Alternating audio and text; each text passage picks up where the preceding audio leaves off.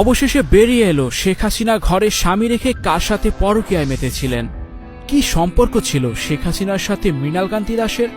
এছাড়াও শেখ হাসিনার শরীরে কোথায় কি আছে, এমনকি গোপনাঙ্গ বিশেষ চিহ্ন সম্পর্কে কিভাবে জানল মৃণালকান্তি দাস? শেখ হাসিনা 1981 সালের 17 মে বাংলাদেশে আসার পর থেকে তার স্বামী ডক্টর ওয়াজেদ মিয়ার সাথে স্বামী স্ত্রী হিসেবে কখনোই একটি দিন বা একটি রাত কাটাননি। এমনকি তার স্বামী ডক্টর ওয়াজেদ মিয়া প্রথম থেকে মৃত্যুর আগ পর্যন্ত তার মহাখালীর আণবিক কমিশনের কোয়ার্টারেই কাটিয়েছেন। শেখ হাসিনা বাংলাদেশে আসার পর তার মহাখালীর ডক্টর ওয়াজেদ মিয়ার কোয়ার্টারে থাকলেও ওয়াজেদ মিয়া থাকতেন ওই কোয়ার্টারের ভিতরের রেস্ট হাউসে।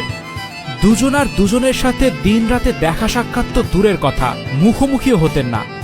স্বামীর কোয়ার্টারে থাকার সময় এবং পরবর্তীতে ধানমন্ডি 32-এর পিত্রালয় বঙ্গবন্ধু ভবনে থাকতে শেখ হাসিনা নিয়মিত রুটিন মাফিকভাবে প্রতিদিন সন্ধ্যা ঠিক 1 ঘন্টা আগে গোসল করে পাউডার পারফিউম মেখে লম্বা চুলের বেনি করে চকচকে নতুন শাড়ি ব্লাউজ পরে খুবই পরিপাটি হয়ে কাউকে সঙ্গে না নিয়ে শুধুমাত্র জিপ গাড়ি এবং ড্রাইভার জালালকে সাথে নিয়ে বেরিয়ে যেতেন এবং ঘন্টা দুয়েক পরে ফিরে আসতেন। শুধু ওই সময়ে ওই অজ্ঞাত স্থানে যাওয়া ছাড়া শেখ হাসিনা আর কখনোই জিপ গাড়ি নিয়ে একা বের হতেন না। ওই সময় এবং ওই অজ্ঞাত স্থান ছাড়া যেখানেই তিনি যেতেন তার সাথে সকলকে অবশ্যই সঙ্গে নিয়ে যেতেন। তাহলে গোপনে কোথায় যেতেন শেখ হাসিনা? মূলত 1987 সালে মুন্সিগঞ্জ হরগঙ্গা কলেজ ছাত্র সংসদের ভিপি তরুণ যুবক মৃণালকান্তি দাসের সাথে শেখ হাসিনার পরিচয় হয় এবং পরিচয়ের পর থেকে মৃণালকান্তি দাস 32 নম্বরে বঙ্গবন্ধু ভবনে দিবারাত্রি সার্বক্ষণিকভাবে থাকতে শুরু করেন। শেখ হাসিনা তখন ওই বাড়িতেই থাকতেন। এরপর থেকেই শেখ হাসিনা রুটিন মাফিক সন্ধ্যার আগে অজ্ঞাত স্থানে যাওয়া ছেড়ে দিলেন। এরপর থেকে অধিক রাত পর্যন্ত, এমনকি গভীর রাত পর্যন্ত বঙ্গবন্ধু ভবনের লাইব্রেরি কক্ষে ভেতর থেকে দরজা লাগিয়ে মৃণালকান্তি দাস আর শেখ হাসিনা কুটকুট করে কথা বলতেন এবং খিলখিল করে হাসতেন।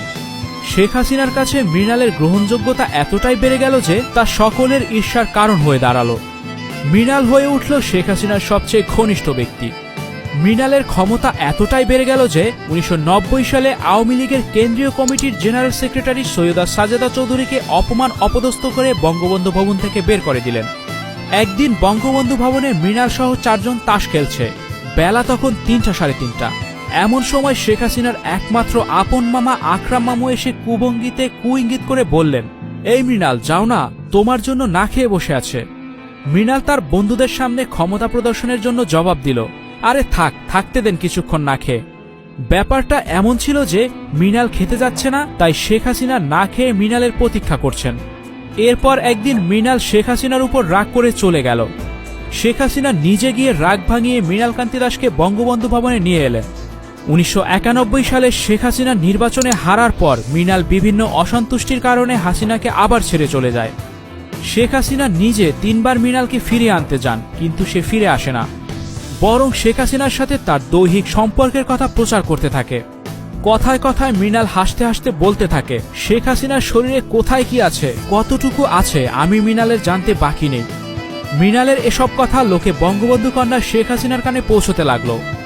বছর কয়েক পরে বাংলা নতুন শতাব্দী 1401 সালের 1 বৈশাখ প্রত্যুষে অন্য কেউ আসার আগে মৃণালকান্তি দাস 29 নম্বর মিন্টু রোডের দোতলার বারান্দায় এসে বঙ্গবন্ধু কন্যা শেখ হাসিনার সাথে দেখা করলে শেখ হাসিনা দূরে ঘাস কেটে থাকা একটি ছাগলকে দেখিয়ে মৃণালকে বলেন, দেখ ওইটা হলো তুই।